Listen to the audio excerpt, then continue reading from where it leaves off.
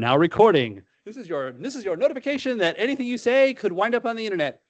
All right, let's go ahead and bring it on in.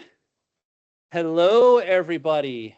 Hey, somebody else showing up who wants to sign in for his research points, because we're actually going to do this time as I figure out my job. You know, volunteer effort, right? Hey, everybody.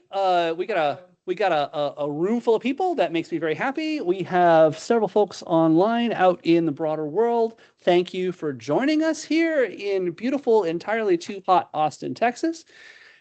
And this is the Q3 LabVIEW Architects Forum meeting. You don't have to be an architect to play, but we do like to play in the deep end of the pool around here. So if you want to be challenged, come on out and listen to presentations. I am Alan C. Smith. I've got David Corney, who helped with room arrangement, Aaron Gelfand, who just does a whole bunch of stuff for us. Our presenter tonight is Chris Stryker. He also helps on the team. And so we are your steering committee for this thing. We should make sure I need to note who all is. If you're online, I don't necessarily recognize your initials. So do me a favor and either put me in chat or send me an email, acs@justacs.com, that you attended remotely, so you too can get your research points. NI is having a special through NI Connect that if you participate in the user group meeting, you get double points, which is really, really cool. I just resurrected my certified test stand developer, which had been morbid for about 4 years, which is a really cool thing. So take advantage of that if you can. Yeah, we got a good presentation tonight. Chris Stryker is going to give us the down and dirty on SystemLink. And then we'll take a break, and then we'll have our 6x6 presentations, of which we have 2.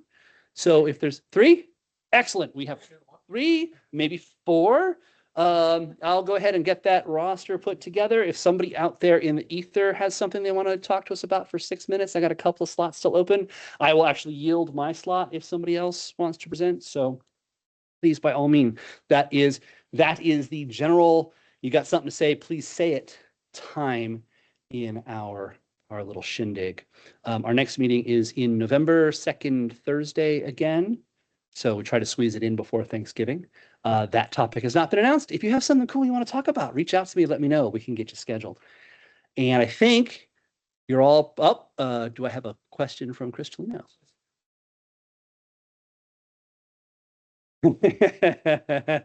Yeah, thanks for asking that question. We're still figuring this stuff out. I think we have a recording from the last meeting, which did it make it up on? Were you successful with that, David?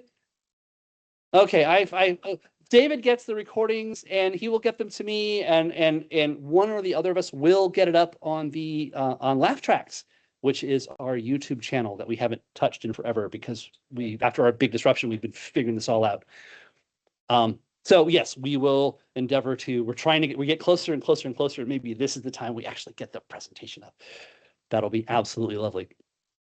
Any questions from the studio audience or our broadcast audience before I hand it over to Chris Stryker? Going once, going twice. So, can we move the camera? I have no idea how to do that. Somebody knows how to do that. Norm knows how to do that. So we'll get the camera moved. Awesome. And I will let Chris Stryker introduce himself. Take it away. Thank you. I am Chris Stryker. I have, hello all. Hello, I see familiar faces. Sorry, distracted. I came in through the ELP program at NI way back a bit ago. I think I started in 2013 and left NI for a little bit, but came back because I wanted to work on SystemLink, honestly, and it was remote, but so sorry, resetting. This is the LabVIEW user group. I recognize that. We are going to talk about how LabVIEW interacts with SystemLink, but I've also just heard a lot of interest in what is SystemLink and why should I care? So we're going to expand a little bit here. We're going to talk about SystemLink, and I'm going to, are you good? Okay, no, I just want to make sure. Okay, cool. So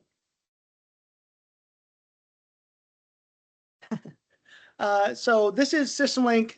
for the whole family. Traditionally, SystemLink has been targeted at higher end, wrong choice of words, larger customers. Higher, sure. However you want to phrase it, it's been targeting larger customers. High system count. There we go. It's been there's been a barrier to entry for lower volume customers. If for no other reason, because I'll be honest, pricing was one. There was a barrier to entry based on pricing. And then also system specs of the server have traditionally been astronomical. We usually, for a full-blown SystemLink server instance, recommend like 64 cores, like the biggest instance you can get, because we'll talk about why in a minute. But a full-blown SystemLink server instance scaled out will destroy a Windows server, depending on what you're trying to do. So let's jump in, and I'll quit rambling and try to stick to the script here.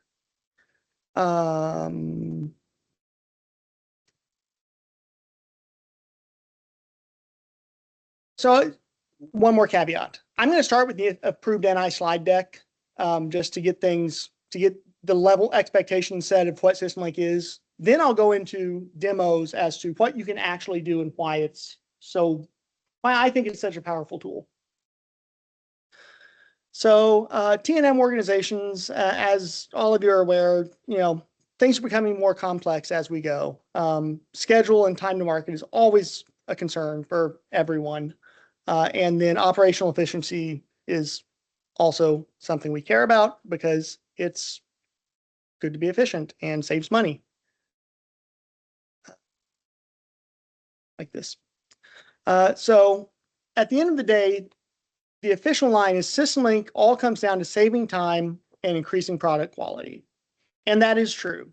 SystemLink does give you a great savings in time, and we'll see how getting access to your data readily is pivotal. And we'll also see how we can increase product quality. But remember this slide, because I have a permutation of this that we're going to get to at the end that is slightly different and I think more encompassing. But we'll see what you think as we go along. So the NI software platform, this is a fairly generic slide. You are all familiar, I hope, with the NI software platform. We have LabVIEW, the LabVIEW Plus suite, and SystemLink. The beauty is all of these things interconnect very well. LabVIEW Plus obviously is an interconnected suite. One member is LabVIEW, and SystemLink can interface with Test Stand, LabVIEW, FlexLogger, basically anything you want. But it interfaces really well with Test Stand, FlexLogger, and LabVIEW.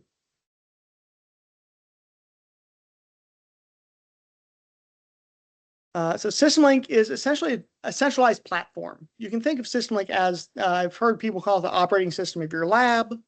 You can think of it as your central data repository.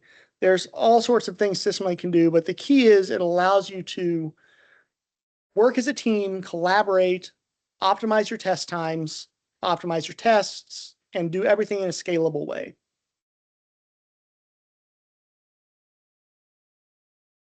So jumping straight to one of the features, we can deploy software remotely to targets, which is actually really handy. We have some customers who have fleets across the country of cell-connected CREOs. And they can manage the software on all of those CREOs deployed to really remote locations from SystemLink with the click of a button. And they can update their entire fleet in a matter of minutes if they need to push firmware update. I don't know. But anyway, I don't know if we call out the author of this statement, but Jason Smith. Okay, sorry, I can't see the bottom of the screen. My laptop's in the way. Yeah. So test efficiency from bench to enterprise. I mentioned there's traditionally been a version of SystemLink that's a little bit higher barrier to entry. So we have really 3 editions now. One is SystemLink, which is for teams of 5 to 10 users with 1 to 25 testers. You can see the licensing costs down there at the bottom. They are substantially better than everything we've had before, because we are targeting those smaller groups. As you step up the ladder, you get to SystemLink Server Edition, which adds robust data management capabilities and also the custom automation analysis and visualization. We're going to see how we can kind of get some of that analysis and visualization without jumping to Server Edition as we get to the end here. So not to say you can't do advanced analysis and visualization. You just can't use the same tools in SystemLink that are in SystemLink Server. And SystemLink Enterprise adds work orders, test planning, specification compliance. It is the enterprise grade version of SystemLink. Runs on a Kubernetes cluster, highly scalable, but also a significant investment. But more importantly, in terms of time and infrastructure, is really where it gets you. I'll just be blunt. It's a non-trivial jump from server to enterprise. So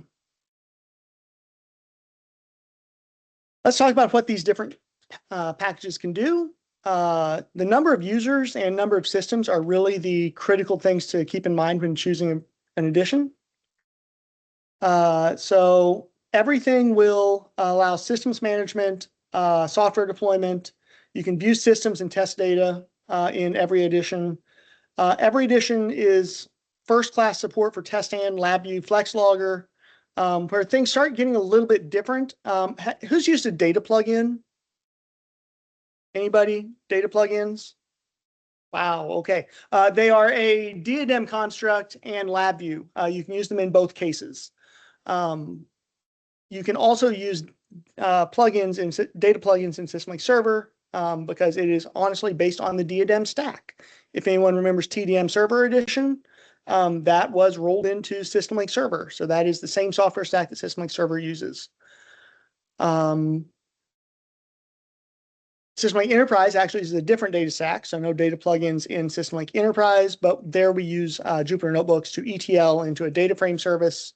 I'm going way into the weeds on something that doesn't make a difference for this presentation, but talk to me later if you want to talk about server or enterprise.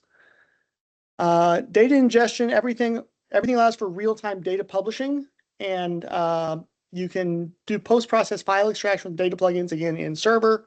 That's not to say you can't post-process things in SystemLink. TDMS support is first class, CSV, JSON, XML, and other formats you can interact with from SystemLink, but not in the same way you do TDMS. And then again, video, you name a file, you can interact with it in SystemLink Server. You can interact with it in SystemLink. You can interact with it in SystemLink Enterprise. Is it more first class in server and enterprise? Possibly. But can you do everything you want with SystemLink? Most likely. And then finally, automated analysis. Automation does come in server and enterprise. So in server, every time you upload a file, do you want to do some analysis on that file and do some kind of update a value somewhere? You can do that with server. You can do that with enterprise. That is the one thing that SystemLink does not bring to the table, is that analysis automation. Or let me rephrase that. That's the one thing I cannot show you how to make happen with SystemLink non-server and non-enterprise. Everything else we'll see, there's probably some way of doing what you want to do. Yeah.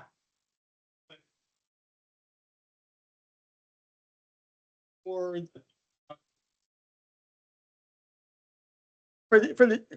as a client, desktop Linux as a client. That's actually a great question. It depends on what you want to do. As of today, I can show you how to publish health metrics for your desktop Linux system. It's runs Salt in the background. It's very straightforward.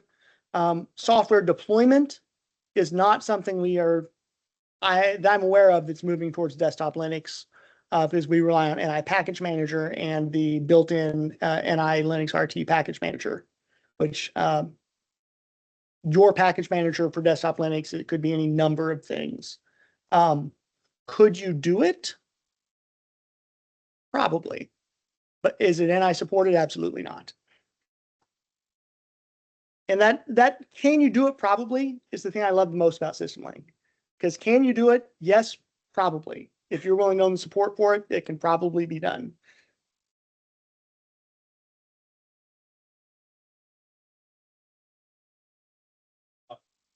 Right. And that sorry, so there were two questions there. The first was, does it support desktop enterprise as a client for management? And that was the question I just answered. And then you asked.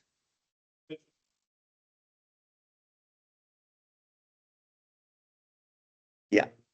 Yeah. And so he said they use Ansible to deploy software to Linux. And if all you're doing is deploying software, I'm not going to try to convince you that SystemLink is a better alternative. It's where it becomes really great is looking at the software stack in terms of the test result you just ran and all of the traceability that gets you. And I'm getting ahead of myself, but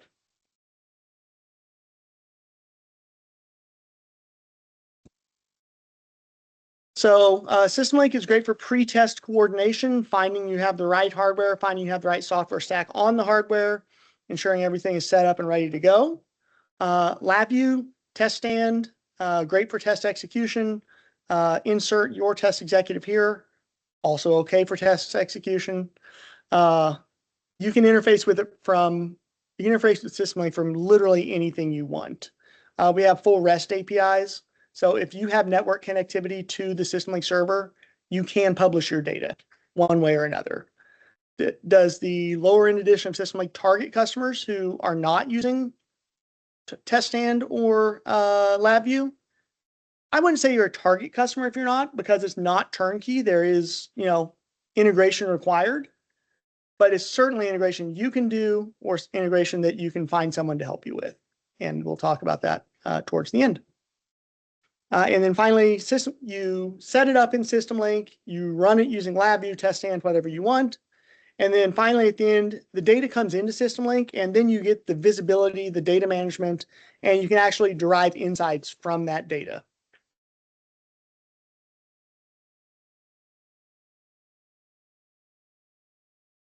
So this is just kind of showing you what those different buckets mean. I'm not going to read through this at length, but I'm going to let it sit there for a minute. I'm also going to grab a chair. Sorry, it's been a day. I'm going to sit.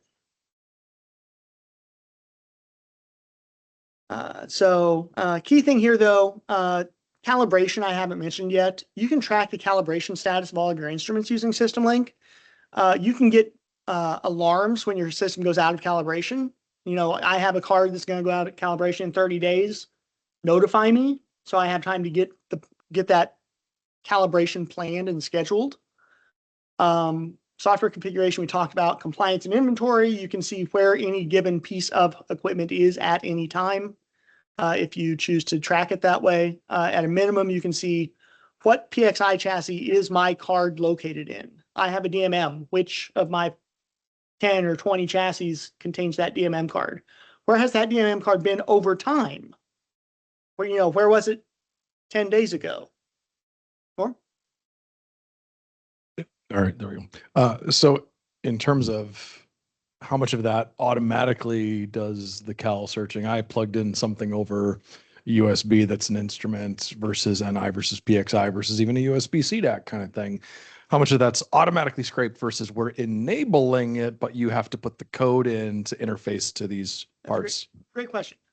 NI products, as far as I know, everything is automatically tracked on calibration. DAC, I know DAC cards are. I know MI is.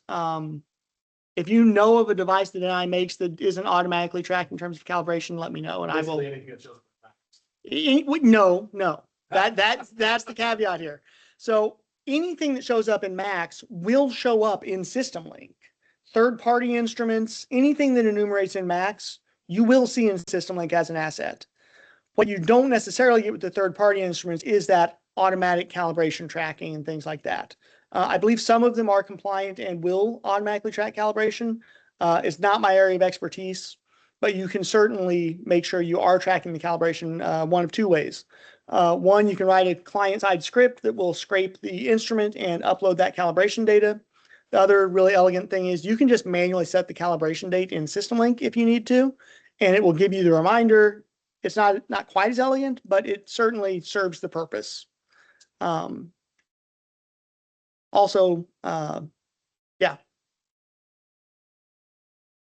So, yeah, sorry.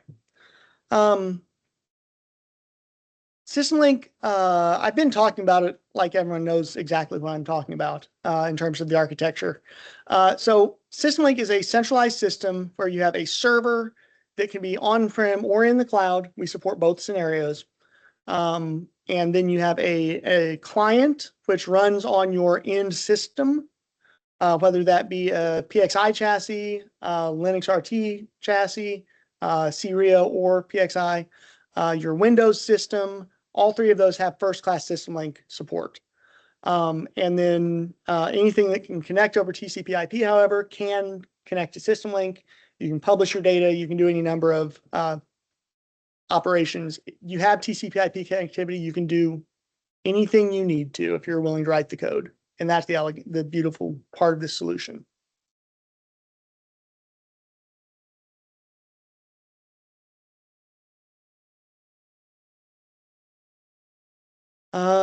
Okay. SystemLink, I've alluded to this several times. In fact, I've straight out said it. New additions for teams of 5 to 10 users and 5 to 25 testers.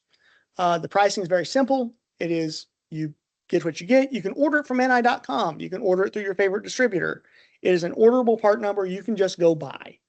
Traditionally, SystemLink required volume license manager, all the headache that goes along with that. It was challenging. This makes it for your smaller labs slam dunk. And again, the pricing is significantly improved from the full VLM based version.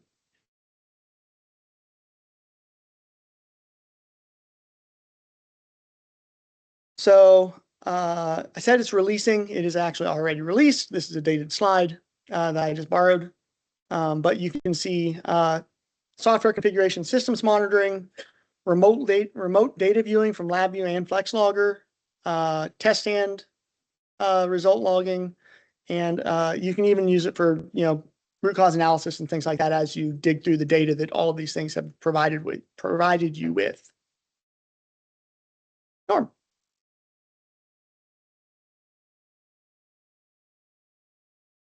There we go. So as many people are wont to do to make their own test executive, the number of things that they would need to reproduce in their own test executive. So obviously we've tried to make links from test stand into there to make that a seamless thing. What is the lift in terms of like, yeah, it's like 5 things and you kind of, it's a bit of a pain, but, or is it like, no, we had to do a lot in to make it a seamless link between test stand into SystemLink?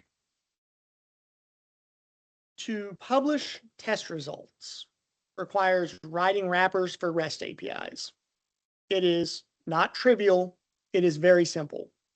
What the test stand client gives you is, first of all, it's not just simple. It's literally 3 clicks. 3 clicks, maybe 4. And you have your data automatically flowing into SystemLink. No code to write. It just works.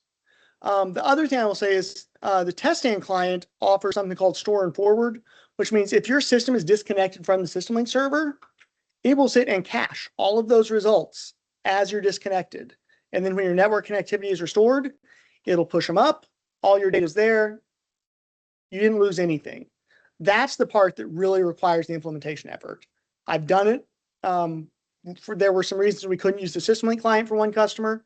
So I wrote my own store and forward mechanism. It is a pain in the neck. Let's be honest. So it's not the SystemLink part of it that's hard. It's the data management on the client side portion that's hard.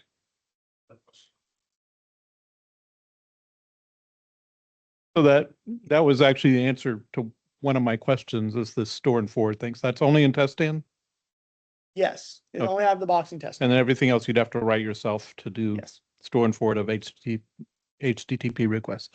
The semi-related question to that is, how well does this work in a simulated environment so that I'm disconnected from my customer site that has all this stuff, but I want to, set up, a simulated architecture of all these devices Yeah. and things like that. How does that play well, or is it not?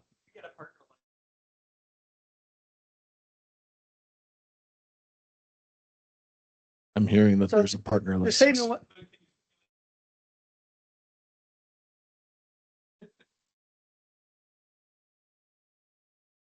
For those of us that are partners, we do get a single license to set up our own server. So you can set up your own SystemLink server at your house to do it. I've got a SystemLink server up and running for myself right now. Not that I'm doing much with it, but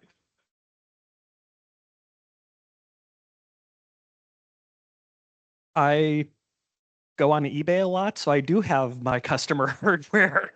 To answer your question, no, simulated hardware does not show up in SystemLink, much to my dismay.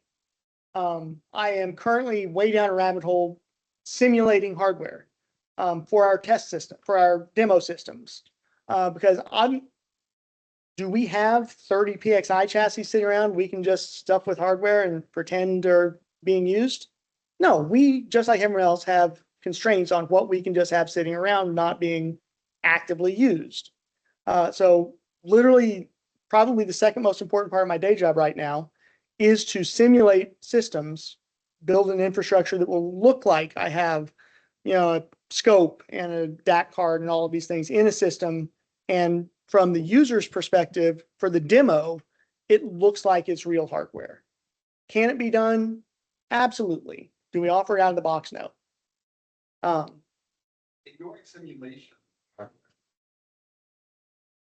Ignoring simulation hardware, how difficult is it to replicate a system? Like, let's say you want a dev SystemLink server and a production SystemLink server, and you want to test everything when you make changes to instrumentation, write new code on your dev server, and then have that roll over eventually to the production server. So how are you familiar with states in SystemLink? I am not familiar No, with states okay. in SystemLink. Okay, hold that question. I will show you exactly how easy that is. Excellent. That is one of the demo points. And coming from us online, Doug DeRoof is asking, is that an annual license fee? Or is that, is that annual? Okay. Yes, that is a subscription fee.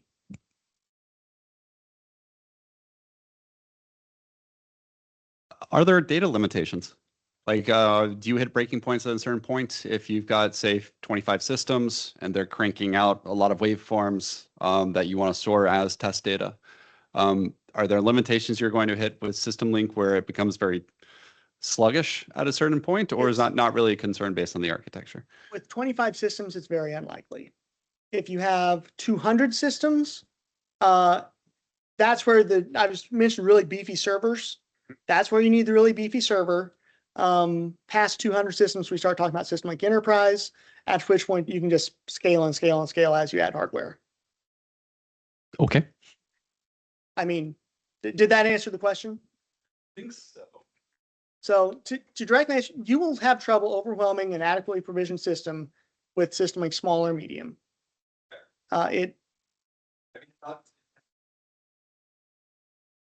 So that's a good question. The data, I'll say the data schema is largely based around the concept of steps, and it looks like test stand. The data schema looks like test stand because it's targeting test data. For time series data, we treat it as files because I mean, it is a file. We save it as a file. We don't index those files in SystemLink small and medium. We just store the files.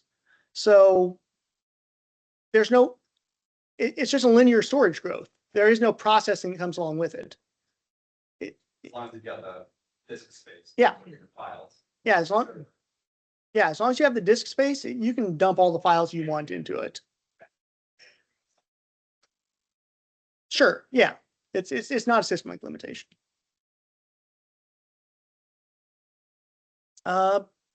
Anything else? No, okay. I hope that's consistent with what's online. The question was, is that pricing consistent with what's online? My answer is I hope so. I took this from the latest customer-facing slide deck. If it doesn't match that, I'm in trouble. I will check it out. Apologies if that's the wrong price. I will talk to someone later. Software configuration, systems monitoring. We're going to see this as we go along, but the ability to manage your systems from a web interface is invaluable. Like I talked about, we have one customer who has Serios deployed across the country in remote locations, If you had to pay someone to go upload the firmware to every CREO, it would be insane. If you had to manage the network connections yourself to handle all of that remote deployment, it would be very expensive just to maintain the tool. Even if you're trying to maintain 25 systems scattered across the US or across the world for that matter, that's a non-trivial problem to solve. You get that out of the box with SystemLink. It is like 2 clicks and you install software. I keep saying 2 clicks, 3 clicks. I'm not really exaggerating. We're going to see that in a minute. We also get out of the box monitoring. So is your CPU railing? That probably indicates a problem with your test system.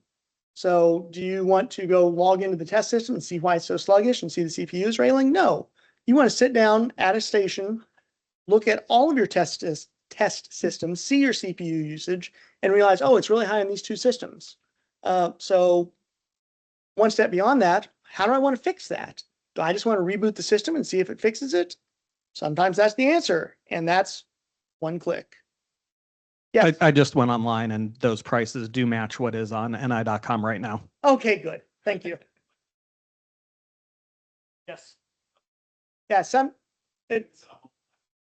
okay.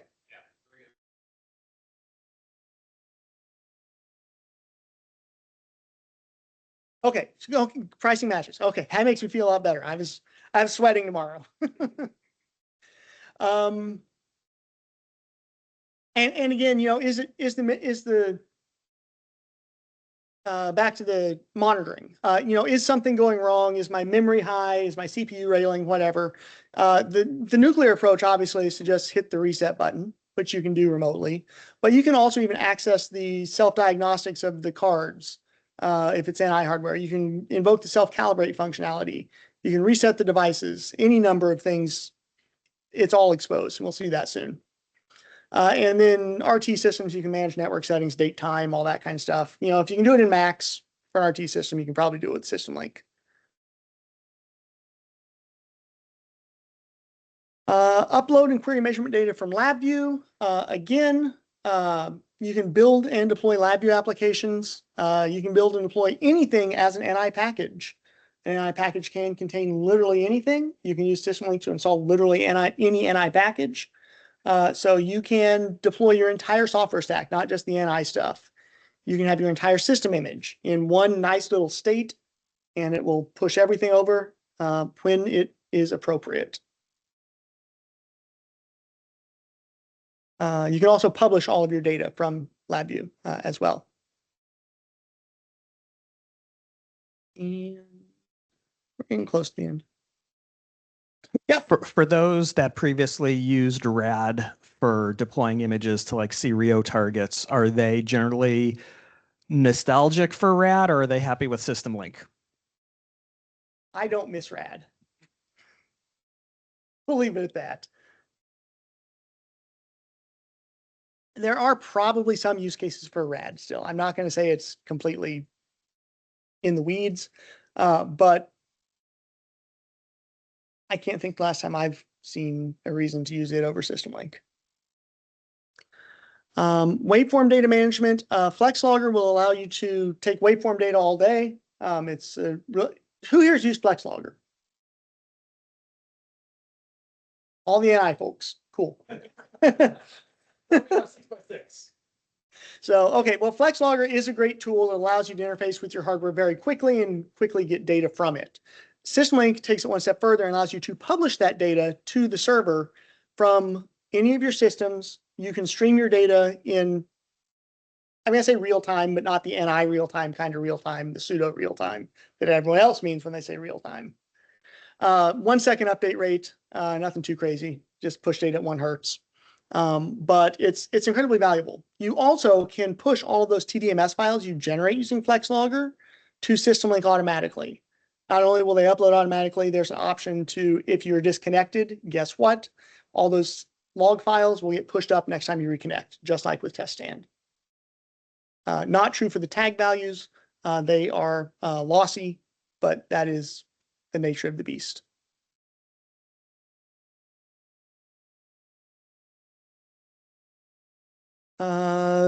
Monitor test stand and view test results. So you can see your test results in real time, which is really neat. You can see my test.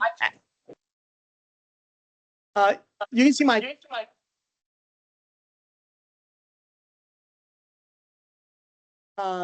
okay, no. Okay.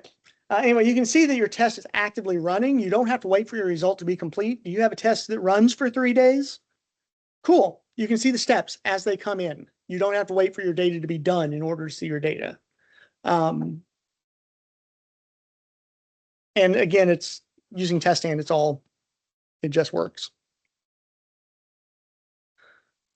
Automated KPI tracking. This shows one of our dashboards. I'm going to show you an even neater dashboard mechanism once we get to the demo. But this is the supported dashboard mechanism, and it is very useful in that it gives you a set of predefined dashboards that you can look at your KPIs. You can customize those metrics. You can use Jupyter Notebooks to calculate custom metrics. Jupyter Notebooks are one of the key, I'll say, extension points of SystemLink. And they're, I'm sorry, it is Python. I'll be transparent. I once came up to our CTO, and he asked me I think he asked me how I enjoyed my job or something like that. And my answer was, I hate Python with a burning passion, but I write it every day because I love my job. Python has since grown on me. I'm not going to lie. It has its use cases. Scripting is an excellent use case for Python. And guess what 90% of what we're doing here is? We're scripting analysis. We're scripting various things. We're not building applications for the most part. And when we need to build an application, we can use LabVIEW. Okay, coming up on the end of the slides, I promise, and then we'll jump into demos. This is the same slide a second time, I believe. Cool, straight to next steps. So I'm going to say the next step is to keep watching. But if you want to jump in, there is a SystemLink download. Just ni.com/SystemLink. We finally got that up and going after years. It makes me very excited. You can download the SystemLink server edition. You can get going. There is a free trial. I think it's a standard 45-day free trial. And play with it, have fun. And there's also some great getting started materials. And yeah, so let's do the fun stuff. I said previously that to keep an eye on the slides, and I said it was about time and basically time and quality. Thank you. Time and quality. Time and quality are really important, but what you're really doing is making a decision and executing. I was chatting with Chelino about this, so I have to give him some credit for that. He drew me to this conclusion. But it's true. I mean, all you really care about is, I have my data. What am I doing with my data? Why do I care about any of this? Well, because I need to make a decision, and I need to do something about that decision. Otherwise, we're just talking about technology for technology's sake. This is where the rubber meets the road, is actually getting insights, taking those insights, doing something, and then making it happen. So without further ado, I'm going to jump into my demo. Let's see here. We're just going to share the whole screen. This should be fun. So this is spoiling the show. Okay, this is SystemLink. This is the Test Insights module. As I alluded to, uploading data from test stand. This is a system that's running a test stand sequence in loop and a 1200 horsepower Ferrari. Cool. It's running a sequence in a loop, generating test data. To the point about simulation, everything I'm going to show you is simulated. There's not a single bit of real hardware here. It's all living in AWS right now. So this is running a simulated test. It's the mobile device test. If you know test stand, you probably know the mobile device test. I would wager. If we want to look at one of these, we can click on it. And we can see the status is running. We can open the main sequence callback and see the state that it's in. Looks like it just disconnected the test fixture and it failed. So if we went to the next one, we would then see, oh, it hasn't refreshed yet. But anyway, if we went to the next test result, we would then see it happening in real time. We got it in at the very tail end of this one. But you can see the test results. You can see the battery voltage test came in. You get the low limit, the high limit. What did it actually measure? You can expand out the audio test subsequence and see the microphone and speaker test output results. The user input test. You can see the passes there. The RF test. You can see the output of the measurement and that it matches. And we're going to go on the fly here. Let's take a look at the battery voltage test. If we double click on that, we can see the high limit, the low limit, the battery voltage, and we can see all the data that goes along with that. We can see custom properties. In this case, we have a specification ID attached to this test step.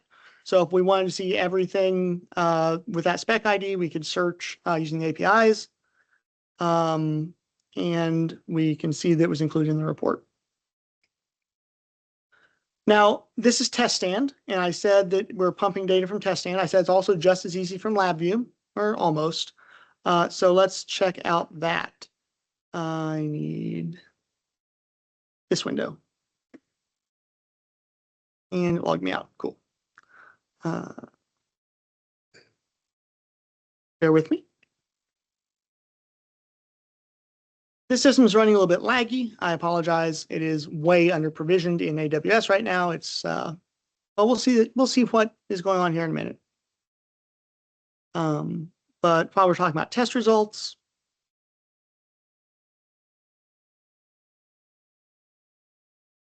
we're going to pull up LabVIEW. This is a shipping LabVIEW example.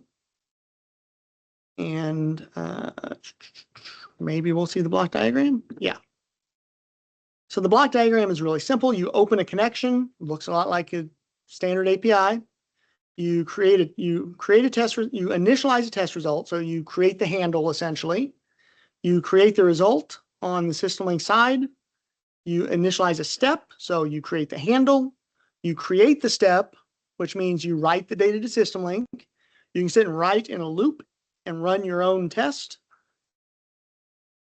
And then the API allows you to put the outputs and total test time in and set the value. There's a full palette of APIs for this. And you can even determine the test status from all the step statuses, which is really nice. This is the LabVIEW API. Yeah.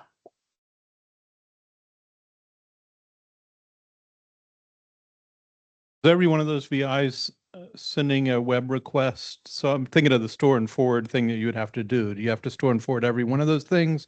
Or is it not until you get to the end? Or you're stealing my thunder. That is the next thing I was going to talk about. Test stand is losing its mind. Oh, I filled my disk. Oh, great. No wonder it's so crazy. Okay. There we go. What I was going to say, if we open this API up, we can drill down. That's a bad example. Let's find something a little bit easier to drill into. Create step. Ah, crap. Sorry. Too many shortcuts.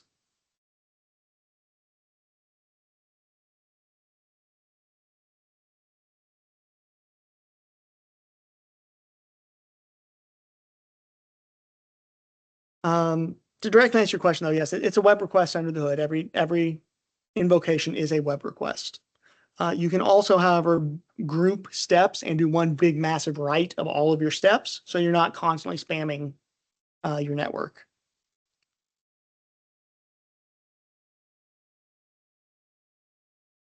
transaction thing you put around these VIs, or is that custom code you would be writing yourself? No, that's just part of the API.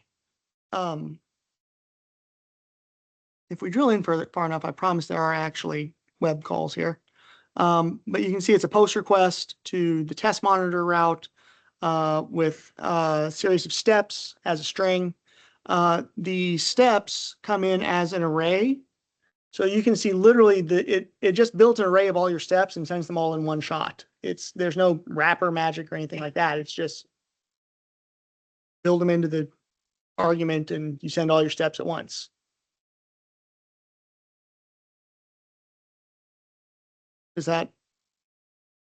Does that answer your question?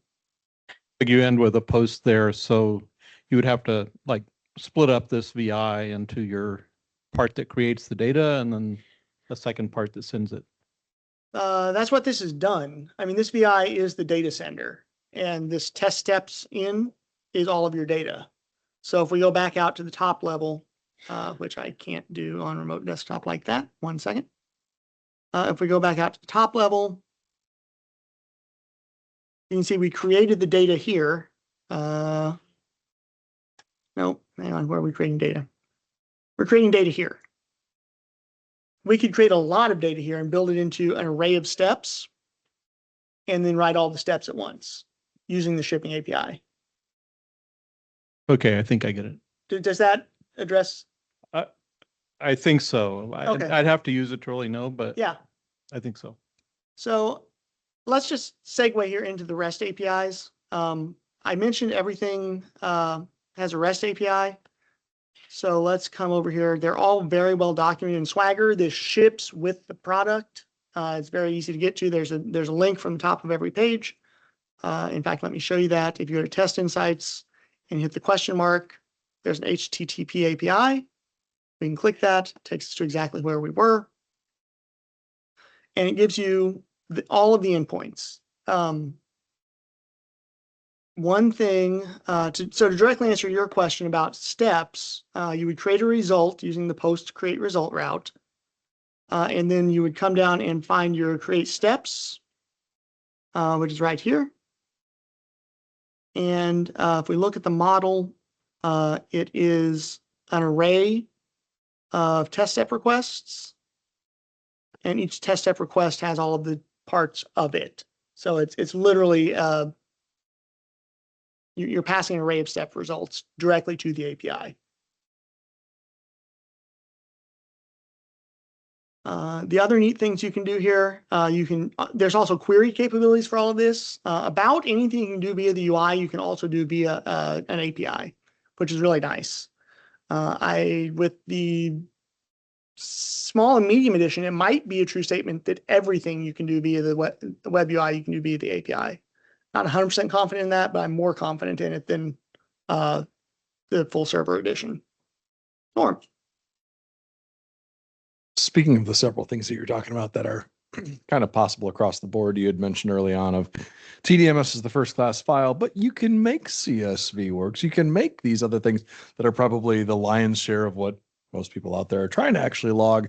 Can you dive into the possibilities and how it looks to actually use those other data types and where it falls flat if you don't have all the way to server?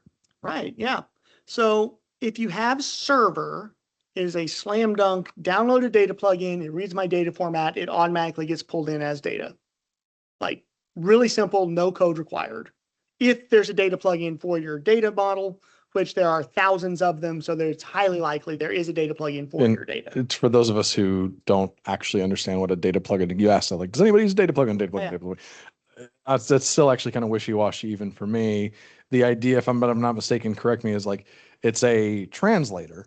Basically, it's a schema mapper. Like I have this predefined and it's going to go ahead and put it into whatever structuring it is, right? That's the idea. Yeah. So you still would have to write a thing for a CSV in order to properly ingest rando CSV file, right? CSV is a little bit tricky because they are super, Whatever, right? they're very free. Amorphous. You can call anything a CSV. Yeah.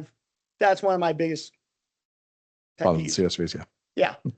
That keeps me in business. Yeah. I have a job because of CSV files. But to your point though, a data plugin essentially maps any arbitrary file type to a TDMS-like format.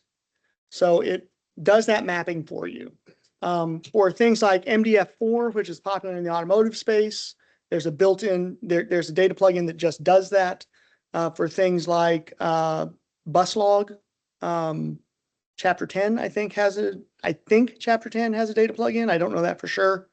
But just a variety of formats that you would expect to need to use have data plugins. CSV, because there isn't a schema for it, is really hard to deal with. Well, even JSON, you said like JSON. JSON's in there. That is also a big blob of amorphous nature data and structure. So Right. So how can you have a J- explicit plugin that adds value to server? you cannot have an explicit plugin pre-made for arbitrary data. I'll just be blunt. Okay. What you can do though is build your own data plugin that knows the structure of your data and can then represent it for you. But you can only do that in server. Sort of. You can only use the feature in SystemLink server. Now, here's where I'm getting a little wishy-washy. It's getting. So I mentioned Jupyter Notebooks. They are notebooks you can call via, well, let me pull one up. So Jupyter Notebooks allow you to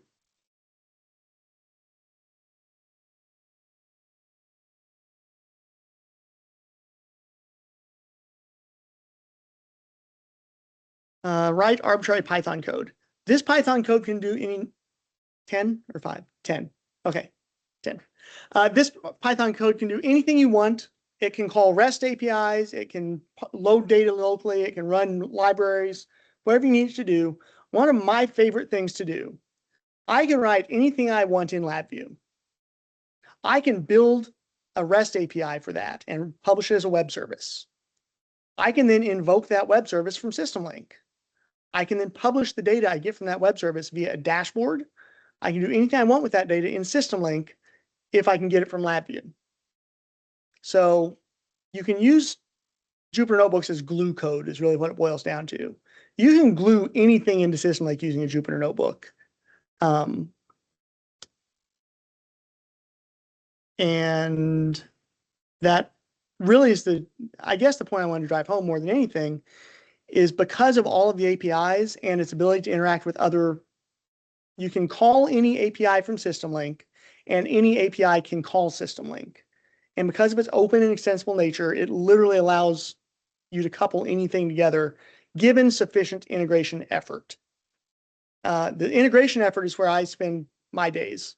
So that's why I enjoy that aspect. Yeah, Alan.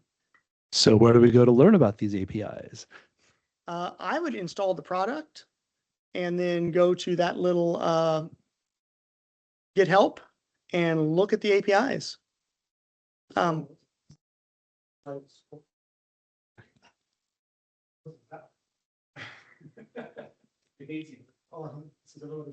shut Chris up. So along these lines, I've used a number of other RESTful APIs from other products like Atlassian. They have interfaces like what you're showing right now on the web. Okay, guys, correct me if I'm wrong. I believe that there's a standard called Open API that is a generic way of representing APIs like this that you can then import into a program called Postman. Postman lets you explore these APIs. You can like poke and prod one at a time. That's how you learn. So I can't definitively answer the question. I can say this is based on Swagger. Swagger has this YAML file, which defines all of the endpoints. Can you directly copy paste into Postman? I don't know. Can you go to swagger.io and export this to any number of things? Yes.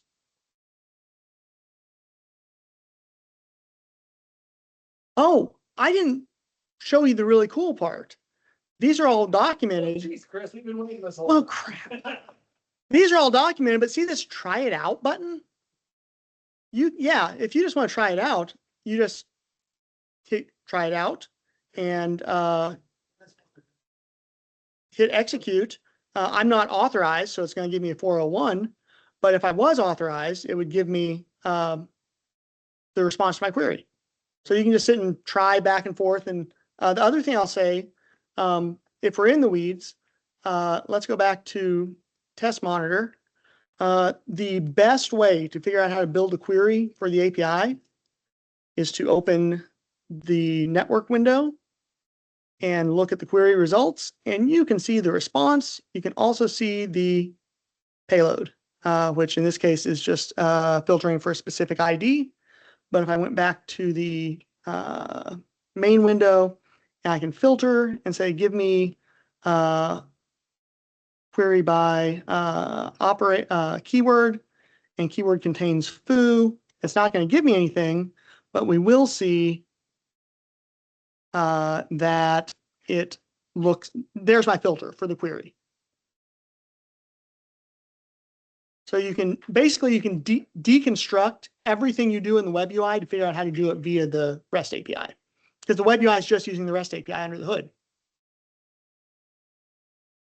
Yeah, the payload is what you send, and the response is what you get. I'll be honest, the filtering is done using dynamic link for the most part. It's supposedly an open standard from Microsoft. I can't say I've seen anyone else use it. Maybe I'm just oblivious. But it's a little confusing. Unless you just build the query you want in the UI, go extract the filter by doing this, and you have your query. And then it's easy enough to figure out the nuances of how you want to change it or something like that. And once you get used to the language, it's not bad. There's just a learning curve to it like anything else. And I'm lazy, and it was a lot easier to just build the query and go look at it than try all the permutations in the try it box in Swagger. I think I'm at time. I'm remiss if I don't show you one more thing. This is Grafana. Grafana is an open source dashboarding application which does not ship with SystemLink Server or SystemLink for small labs. But there's an open source installer for it. You can go log in, and this is showing a dashboard I made that shows all the systems connected to the server, as well as the server health details. Now, one really cool thing here, SystemLink has this concept of workspaces as well. I didn't get to that, but it's basically ways of segregating your data or your systems, or segregating anything you need to segregate. This user has full permissions. They're an admin on the system. They see things in, hang on, I can't see because of my window. They see things in Susie's workspace, Lily's workspace, and the default workspace. Okay. But if Susie goes and logs in, see if I can find Susie. Susie only sees the systems in her workspace and the default workspace, because those are the ones she has permissions on. This is the exact same dashboard, but a different user is looking at it. The user has different permissions, so you have a different set of data, which is incredibly powerful if you're trying to be efficient. Instead of, because SystemLink doesn't have a user interface for... No. Let's be clear. This is just one example of what you can do with Grafana. This is also a very straightforward thing to do in SystemLink. Thing to do in SystemLink. Okay, and SystemLink also provides the same kind of like user-based dashboarding. Systems. You can go click on your systems, see the list of them. In this case, I'll see 3. Gotcha. So it's not an advocation for use this for your people, use SystemLink, but SystemLink, if you wanted to go to that length, you didn't have to use the SystemLink interface that we're staring at here. You could use that because it's all API driven, and Grafana allows you to interface to those APIs and make dashboards off of it. And the key thing is Grafana respects the permissions of SystemLink because you're using an API key. So Grafana respects all the SystemLink permissions.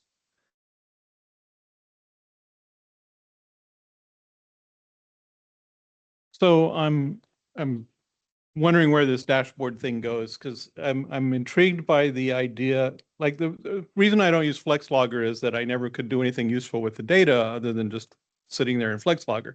Well, if SystemLink gives you a chance to not only capture that data in some shareable way and then create a dashboard that lets me view that data, then suddenly this replaces a custom LabVIEW application with a GWeb front end. Grafana gives you the power to read tag values and graph them over time. And so my question is, like, how much control do I have? Like in my case is like I wanted a web interface that was mobile friendly for viewing data. No, I don't. It's basically time series data logging kind of stuff. And is that something that I'd have to write custom JavaScript code to create that front end, or is that something I can build in System? That's something you build with Grafana. That's the beauty of Grafana. It has pluggable. It has widgets essentially. The widgets graph different types of data. You can back the widget by SystemLink tag data, a Jupyter notebook, which can return any arbitrary data you want, such as downloading a file, parsing it using whatever library, and spitting it out. And the user who's looking at this data doesn't have to worry about which TDMS file it's Nope. in and things like that. It Nope, just the seems user just selects from a dropdown, however you want to help them filter it. great. Are there examples Yes. for how to do that? Great. Yes. And you mentioned web UIs. Last thing, I promise. You can also host web UIs here. Everyone's favorite game, Snake. Bet someone recognizes this. Where'd you go? This is a silly use case, but you can run any web UI in SystemLink. The one thing I will say is it's really neat that you can interact with LabVIEW applications. They're built into web services from a web VI, so you can essentially build a front end for your LabVIEW application in a web VI, which then runs in SystemLink. Which is really what I wanted to get to, and I got way too far in the weeds. I am so sorry. Any other questions? I'm at time, I'm sure.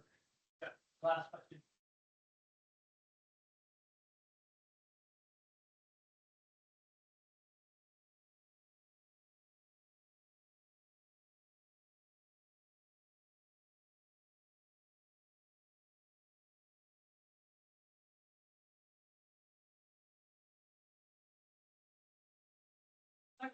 All right. Thanks, Chris. We are at just a little after 7:15. I have 5 potential 6x6s. I've got Aaron, I've got Darren, I've got Norm. Chris Tolino, I think were you still gonna do one? You don't have to. You don't have to if you don't want to.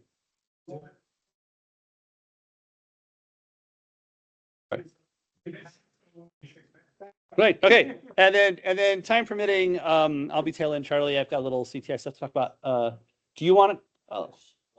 You may have 1 minute. Take your 1 minute right now, and then we'll take a break, and then we'll do the 6x6s. I'm Thomas. I'm the local account manager. Oh, I'm coming. Oh, I got to get up here. Go. So it's an honor for us to continue helping support with food and energy and time these events. It's critical that the community continues to learn and grow. And as we try to keep up with everything going around us. For Test Force, the easiest way to think about us is that 1, we are an NI distributor, which means we do carry stock. That's a very small part of the role that we want to play in the community. 2 other aspects. 1, if you are an integrator or you are a one-man shop, one-person shop, right? We're in front of customers all of the time. I have kept Aaron and Alan busy in a few occasions and a few other folks as well. Reach out to me. I'll be happy to, if you have a specialty in a particular area, if I talk to a customer, maybe I can help make that connection for you.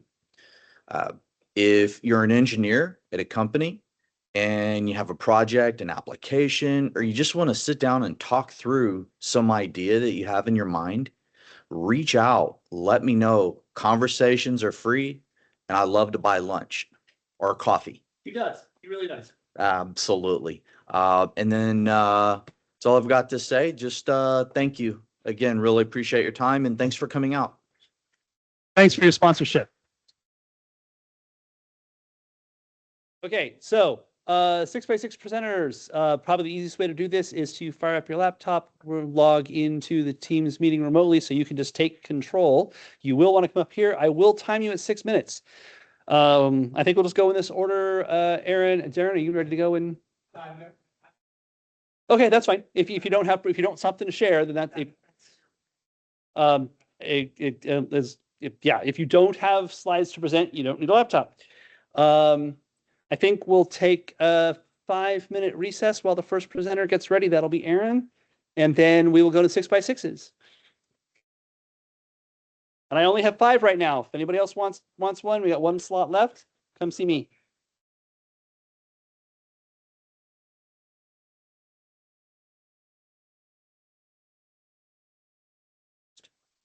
So the easiest thing to do is to just we'll share your screen. Yeah. So.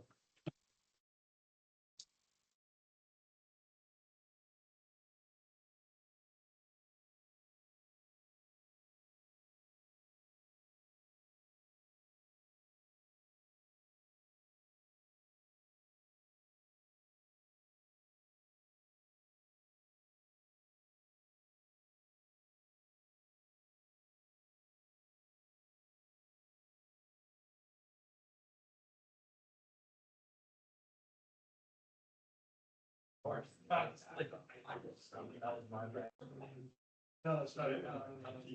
I'm not sure.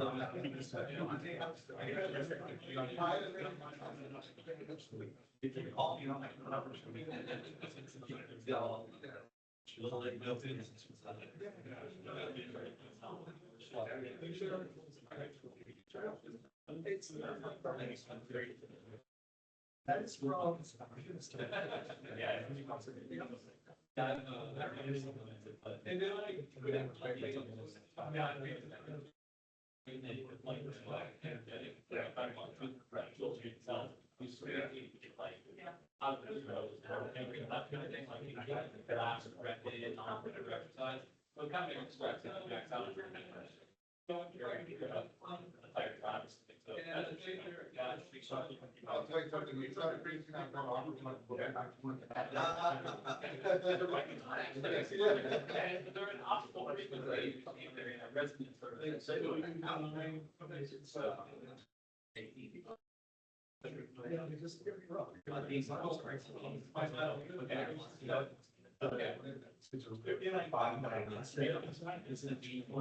You're gonna have to channel your inner army.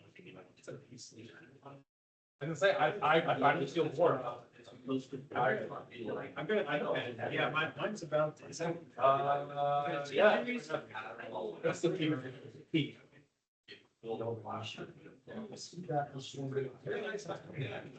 I really like to actually hear this.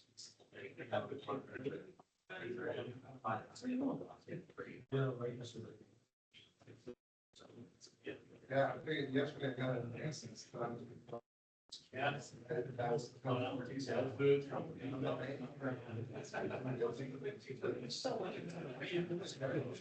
hard to get.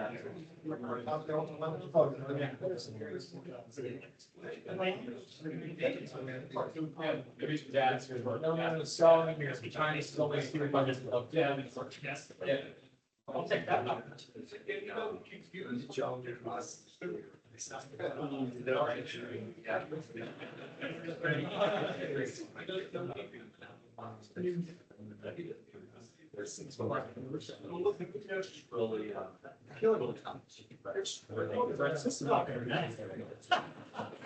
You know what, baby? That's like this. I'm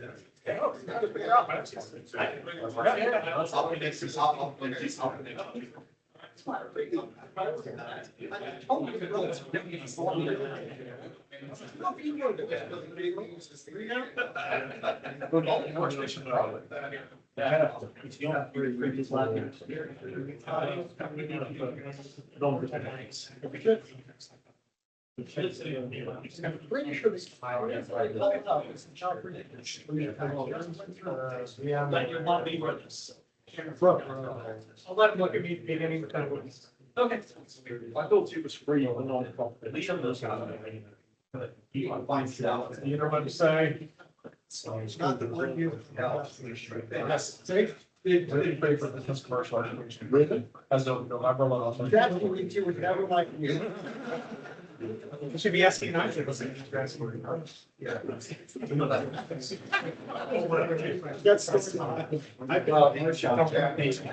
been trying to use GPT to find whatever. It's giving me wrong information. There's a stuff basically. So it didn't. The fact that I've been constantly amazing. It's I'm going to try that again. Yeah. You can tell. I mean, the clear it's about anger where if it doesn't talk to custody to where you take this here top reality, specifically it's just the public debate. Crazy.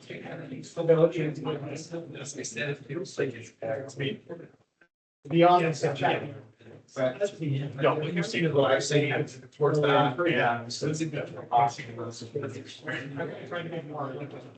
Yeah, and just I think they're okay. Christina. I think they're not going to be here like the just. Yeah, we better go now. It's one right hand, Daddy. That's a scientist. All right. Let's bring it on back. It'll take a minute to get everybody squared away. All right, let's go ahead and take our seats for the 6x6. I know most of you, I'll start calling out names. Thomas. Like Jeff, I just raised the hand, right? Oh, and they're all facing away from you. You see somebody raising their hand, you raise your hand. No, it's a like a daycare kind of thing. Tony. He's my old boss. I can give him flack. Okay, so it is time for the 6x6s. We are at 7:24. So with 5 of them, we'll have 6 minutes left when we're done.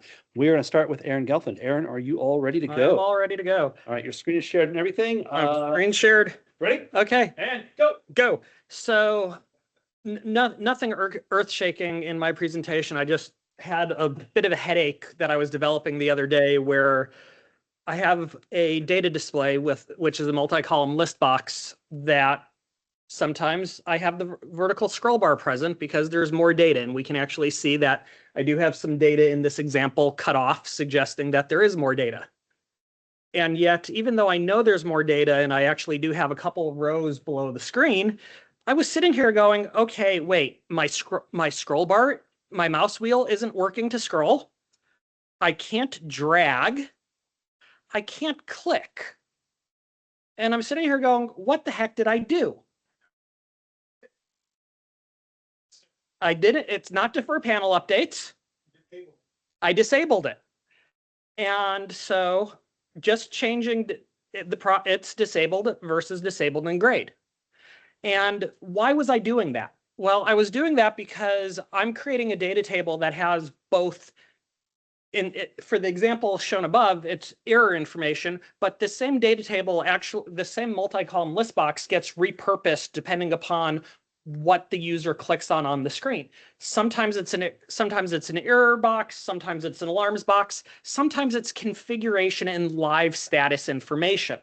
And the configuration information can be read or written to, while status information is read only.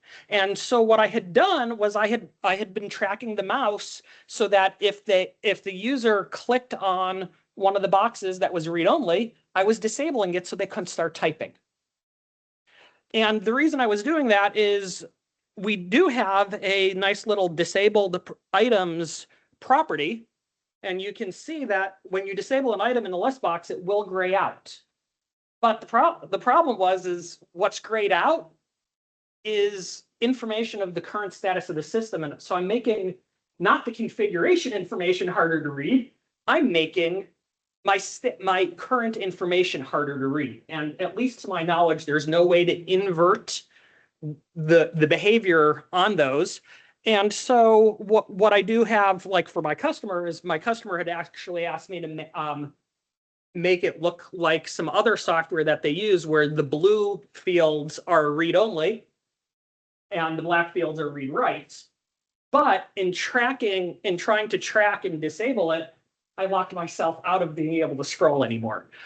So nothing earth-shaking, just a little, oh, hey, this is a little gotcha you might not realize. The other thing to be careful of on that is with the disabled items property, I was initializing the data table before I put it up to the user. So I set all of my row header information.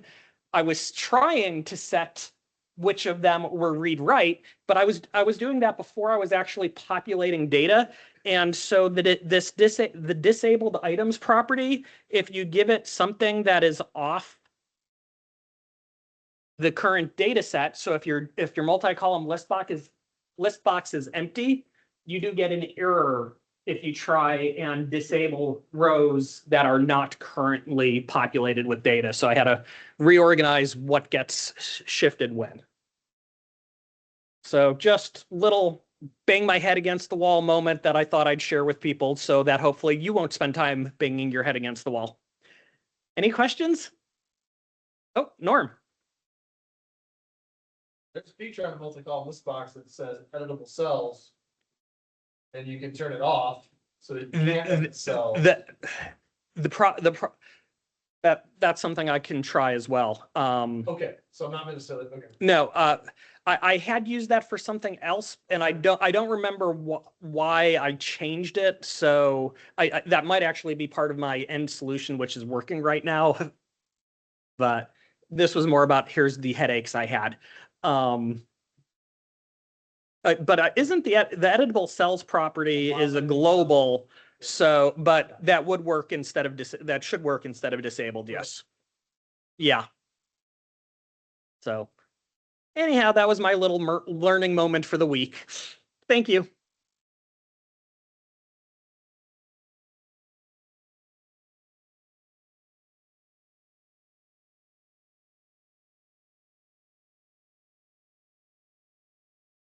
And Darren's next.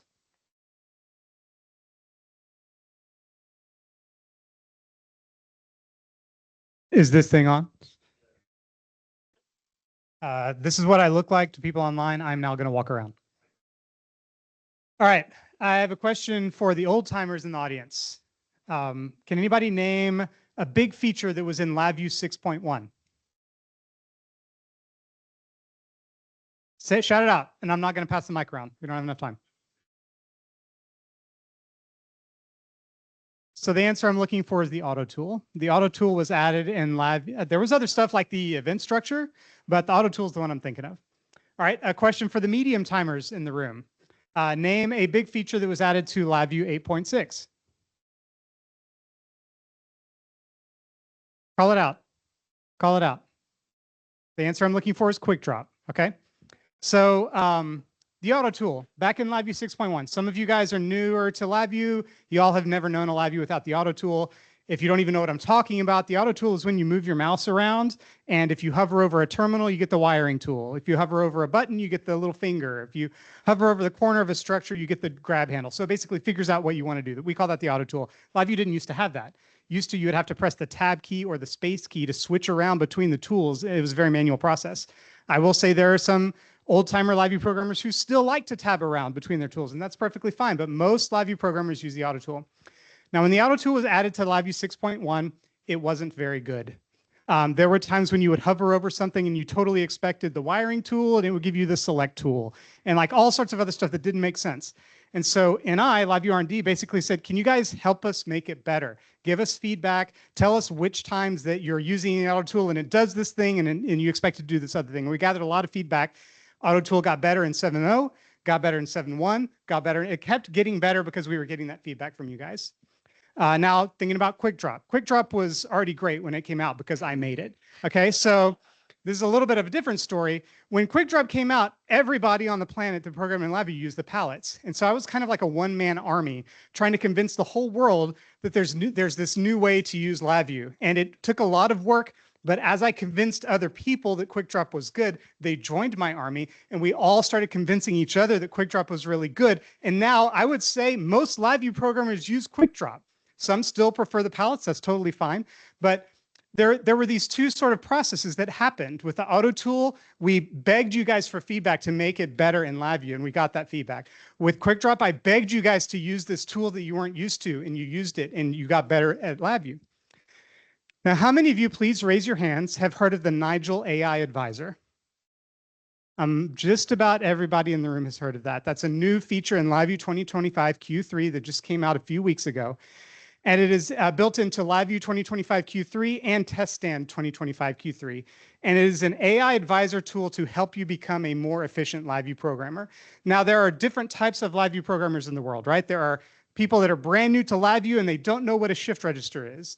And then there are people that are writing incredibly complex actor framework-based applications. There's an entire spectrum, right?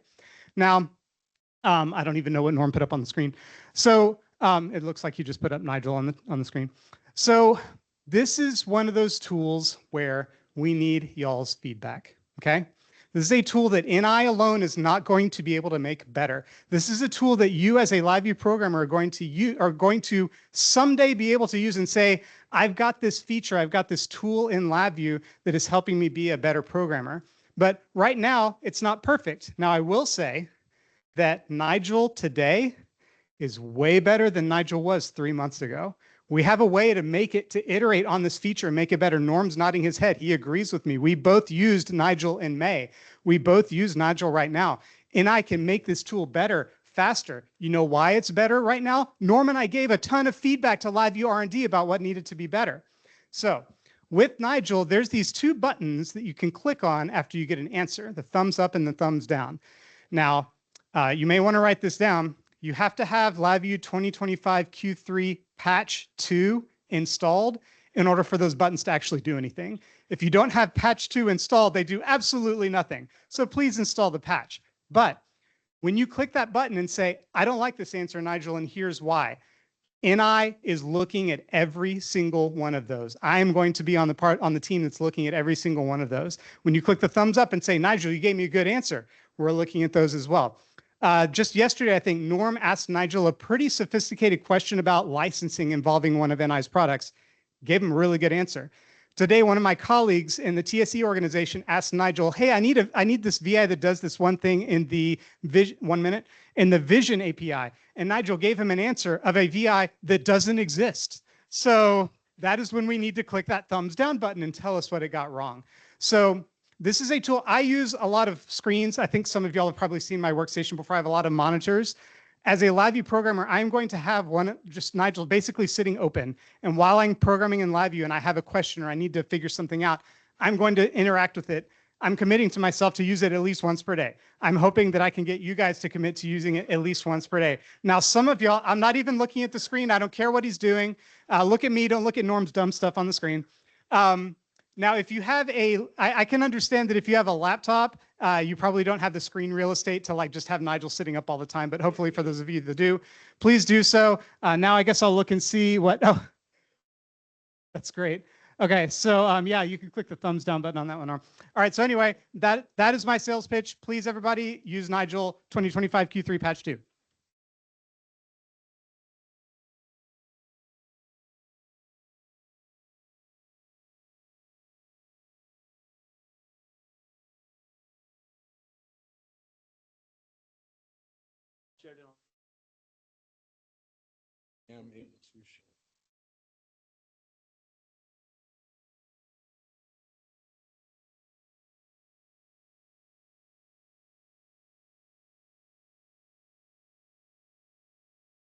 Yes, patch 2 is out.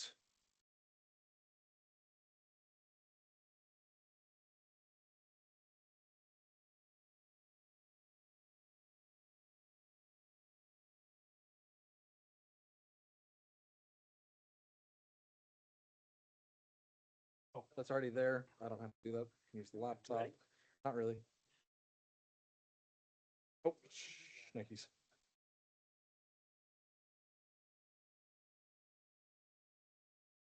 Almost. Wait for it.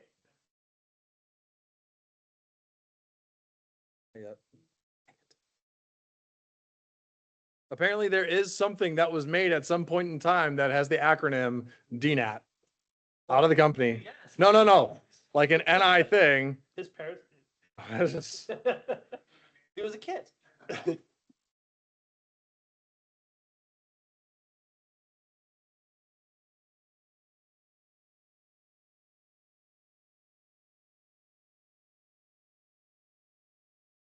Yes. All right, and go. All right, so I'm kind of obsessed with being in control when I'm teaching, and I thought that it'd be good to educate everybody here on a tool that was made for educational purposes, and its name, I can just get in there, is called Vayon. Now, everything that I'm about to show you, as far as I understand, is a free and open source actually tool that gives you power of monitoring many different systems, computers. And I believe it was made originally for educators, but it can be used for a variety of useful and nefarious purposes. Let's talk about those nefarious. No, let's just talk about the useful purposes here. So what I am attempting to put on right now, and this is just kind of a general notice, is a virtual hands-on experience learning LabVIEW without having to install it on your local system. right? And this goes in general, anytime you want to do a virtual hands-on experience, one of the biggest challenges of that versus being in-person hands-on experience is that the people, the mentors, the exercisers in the room, what do you do if you're a good educator in a room giving and facilitating hands-on? You walk around. Because who raises their hands when they run into a problem? Nobody. It drives me bonkers. Like, it's like, can you please just raise your hands when you're having problems so that you don't waste time? And so we walk around, we look at screens, we see everybody doing the exact same wrong thing, and you realize you gave the wrong instruction, not clear enough or whatever. When this is a digital delivered hands-on experience, how do you see everyone's screens all at once? Well, you can put everybody into their own breakout room and hope and pray that you go into and out of these breakout rooms and they're sharing their screen and that all these things are working. But that's a very limiting experience, and you lose out on that. Oh, everybody's in the room. Hold on a second. Let me go back up to my presentation screen and just very quickly show you something. Many of these things are stripped away from you. However, there is a tool, like I said, called Vayon. And if I do this right, just give me a brief moment. I currently have a system set up, 2 different systems in the cloud, both Amazon, AWS virtual machines on a shared private network. I've opened up port access to be able to go PC to PC on that shared private network. And I'm using Vayon on the one that I'm looking at right now. And I think you can see that I have my student 01 that I'm currently monitoring and watching. Now, these are both active in a web browser at the moment. And so you can see the student over here. And if I move it there, you can see that it updates relatively quickly in terms of that. And use your imagination. If I had 10, 20, 30, 40 of these going at once, I could kind of easily monitor and get into those things. But that's not where it stops. That's where the fun starts. Look at all the things that this tool does give you. Not only do I have the ability to remote view a specific one, so I can just go here, right click, remote view, and it's going to go ahead and open up a dialog, a window on mine, a window into their world. But also then, without them having to interface to anything, I can also immediately remote control their system without them having to let me do it and hope that they can find the remote control button.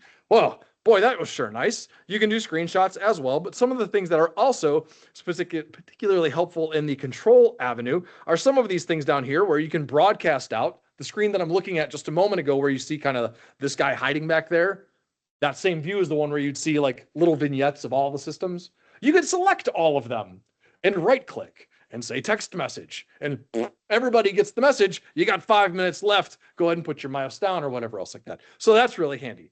Also, you can kickstart specific applications. So instead of having to have them go to start, go to here, do this, you can right click and force applications open. You can do specific websites. So if you're doing community, CTI, LabVIEW Community Edition, you can force open the web browser so that they go to the right page. File transfer and screenshot as well. Exceedingly powerful for there. But the one that really, really kicks everything away, or let's say euphemisms aside, is this ability to actually demo, which is going to force a window or a full screen presentation onto everybody's system as well. So they don't have to go back and forth between their virtual machine and Microsoft Teams showing your screen. Now I can take my screen, and of course I can share my entire screen in full screen or in a window. Or the really cool thing is if somebody was doing something cool or really, really bad, you can right click on that person's screen and force that person's screen onto everybody else's screen as well, thus giving the ability to illustrate without, hey, everybody, what would you do in a classroom? Everybody come over here and see what's happening on this person's screen, right? Or, right, all this, how would I get their screen in a lab for a thing up on my monitor? Yeah, it doesn't really happen that easily. With this tool, exceedingly powerful, it comes along for the ride. It's fantastic. And so really, yeah, like you're looking at all this, that's about the extent of what I'm looking at for features. Some of the things that are very important, probably for anybody, is that one, is that, let me see if I can get this open. There's a important thing probably for a variety of people out there like, oh, wait a minute, that seems like really loosey-goosey and dangerous and stuff like that. Fear not, there are, do that. There are many specific things dedicated towards having pre-shared keys, LDAP, so you can actually interface with Active Directory. You can have it set up for specific locations and access control. And so although it is opening up a system, if you let it open everything up to the world and everything else, and the master is truly in control, however, it is also the ability to lock down all the way down to, I think, the access control. It went away. So In any case, yeah, as that comes back up here, I'll zoom in really, really tight. Hi-oh. Access control. Yeah, you can kind of see there's specific, it even gives you the ability to very specific parts of tools as well. So look at it. It's free, open source, Vayon benefit. What? What? Beyon. Ruby.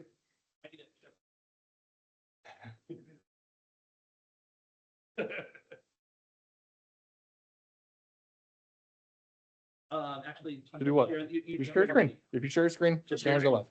You don't have to plug it in. I'll do this. Yeah, just share your screen. It's the easiest way to do this. Good. Did that actually work? Yeah. You ready? Almost. This on the way. All right, 6 minutes, brother. Make it go. There. Okay. Go. So this is a presentation I put together that recasts some of what NI just got through presenting. We all learn differently. Some of us like doing programming in text. Some of us like doing programming in graphics. Doesn't matter. It's all about programming being effective. This is a different way to think about SystemLink. The intent is to present to an audience who has never seen SystemLink before. And what I'm trying to do is show value proposition and price as quickly as possible. It's designed for 15 minutes. I'm going to try and do it in 6. God have mercy on your soul. This is me. All right. This is the only slide you need to know. Here's what I propose.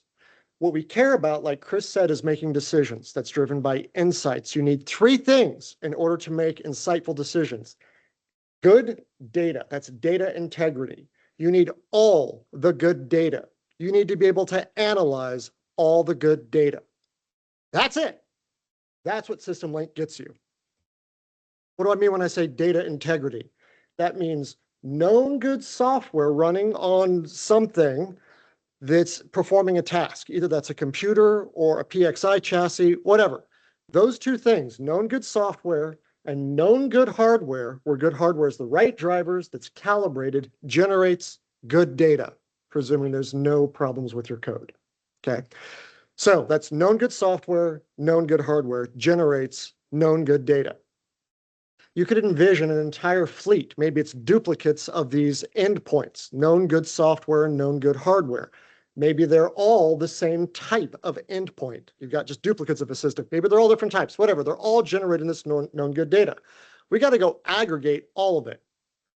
And then once you have all of it, and perhaps a singular location, you can analyze the data. You can visualize it. You can perform inspections on it. Sounds great.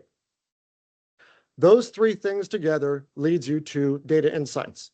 How do we do that today?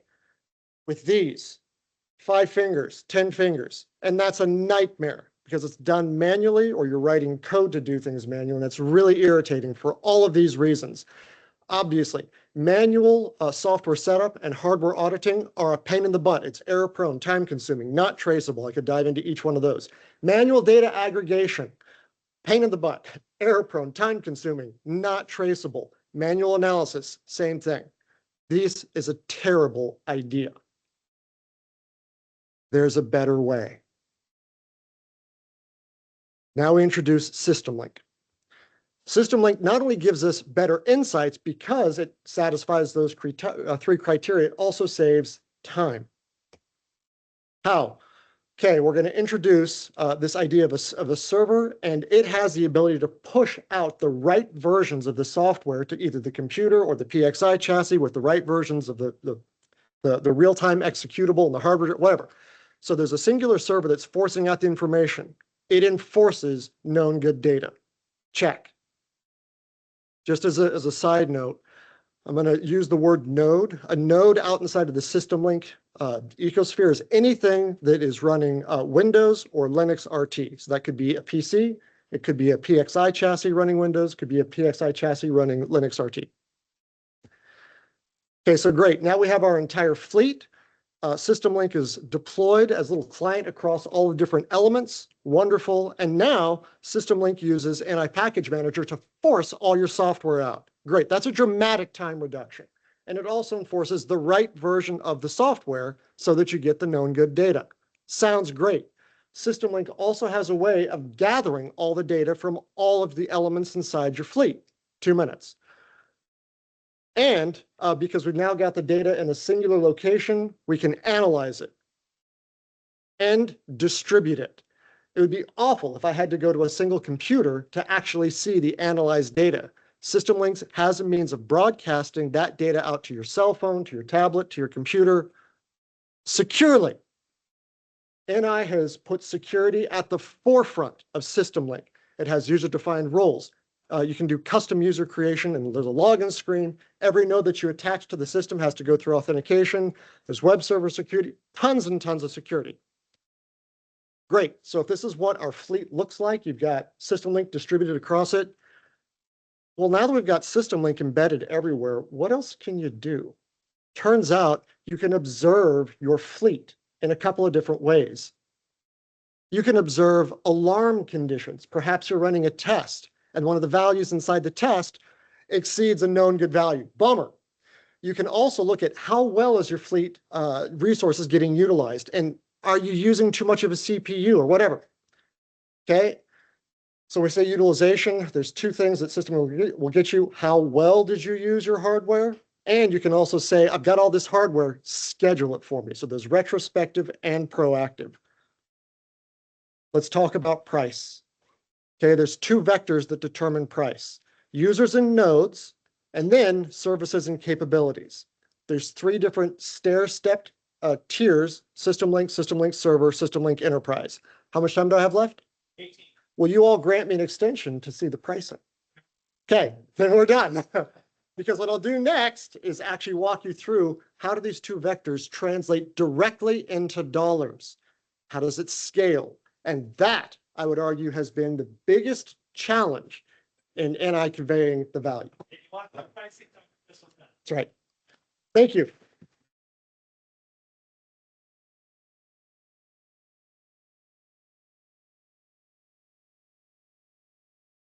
Is that all right?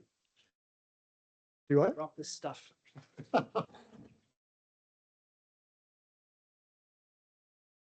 Share my screen. Okay. All right. Okay. Go. All right, cool. Hi, I'm Alan Smith. I just want to talk real quick about the Community Training Initiative. Who here's heard of it? Almost everybody has. Cool. This is awesome. This is what I did with my summer presentation at GDevCon Chicago. Derek Bomarito, who's been putting a lot of time into the CTI, gave a workshop on LabVIEW with microcontrollers, and it's all about the base for CTI. And I thought I would just share for a couple of minutes about what he's done. I'm not going to get into a whole lot of detail. You can go right there to look at the code that I'm going to just very quickly breeze through. I don't actually have a demo. I just thought today that I would share this stuff. This is really cool, really low cost. The whole idea is really low cost ways to get people into using LabVIEW so they can use the community edition. There's an image of, it's even on, it's a Linux, it's a Linux image with the LabVIEW Community Edition on it that's available through the CTI. Low cost is the emphasis. Derek's using these kits from Seed that are a Raspberry Pi Pico and a whole bunch of little widgets. There's a temperature sensor and a little knob and just stuff, a little LED display. And they're really freaking cool to play with. The whole idea, he's got a personality written for the Pi Pico that makes it be a little tiny instrument. And it's not a great instrument. I mean, 20 years ago, we would have thought it was really awesome. But for the cost of $50, and putting his little personality on there, you have basically a teaching tool for yourself or for other people about just here's a little device. With said little device, now we can teach people how to do the basics of data acquisition, the basics of control systems, how to write the software that sits on top of this, right? Derek's put a lot of time in, and this isn't even the latest. I mean, I don't know when that man sleeps, but he's a friend of mine, and I know how much time he puts into this, and it's kind of crazy. But he's put together this whole package, again, available right there, that is essentially the LabVIEW front end for all of the things that his personality for his Pi Picos does for you. So there's, a personality for the LCD screen that you can plug in. I started working on one. There's a servo motor that ships with the kit I started working on one that'll probably turn into a whole, here's the little API for running the servo off of the Pi Pico. That creates opportunities for the rest of us as educators, because we're all educators of the people that are coming up behind us, to do things specific to our interests and capabilities. So you might have heard I dabble a little bit in Active Framework. That's actually the thing that I'm going to do. My contribution to CTI, that as soon as I get 15 seconds of spare time, I'm going to write an actor that sits on top of this. And here's a little servo motor in Active Framework that uses this little kit, which is great, because then we can have a little Active Framework class where it's like, okay, you wrote your little servo controller. Now let's get a couple of them together. We'll plug them into an actor system that runs a couple of servo motors. And by the time we're done, we've got half a dozen students in the class that together built a 6-axis of motion control system in Active Framework on top of this little guy. I think this is fabulous work. I totally am doing this to shill for the CTI effort. Any of you that have, spare time, and just like all of us in this room have something we like to do in LabVIEW that catches our imagination. Stryker went back to NI to work on SystemLink because he thinks that's really groovy. Okay, there you go, right? You pick something, whatever it is, like Aaron's done really awesome stuff with UI. Okay, we can all be writing stuff for CTI, little tiny modules. They don't have to be a lot of time, but we could put something out there to show our peers and the kids coming after us, because who's going to do this job when we retire? I'm retiring in a few years, guys. How are they going to learn to do this stuff? How do we get more people into our ecosystem? This is how. NI courses are great. NI courses are really freaking pricey. We need a way to get high school kids, college kids, and the kids that are sitting around after college who haven't found their next job yet and are trying to grow some skills, a way to get into this stuff for cheap, so that we can find those LabVIEW developers and we can bring them in and we can keep using LabVIEW for another 20, 30, 40 years. That's all I got. I just wanted to share. If you want to see this kit, I'll set it up and show you actually working.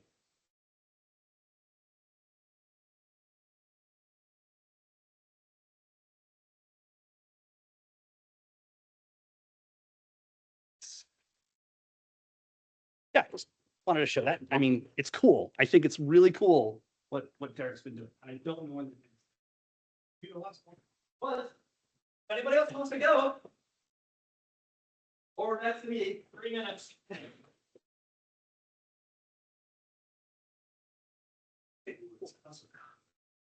so that's meeting, guys. Thanks for all. Thank you. I'll come back here and see if people can hear me. Thank you all for coming out. Thank you to our broader broadcast audience and everybody that showed up for the live meeting. We will get the attendance sheet to NI. You do have to go ask for your own points, but you can reach out to me, or you can just reach out to NI and say, hey, I attended this meeting, and that should work. And we'll get that done. And hopefully it won't be next week because I'm out of town, but hopefully a week after that, between David and me, we'll get the video from this posted. Thanks. We have the room until NI throws us out. You can chat amongst yourselves, or we'll call it a night. Thank you.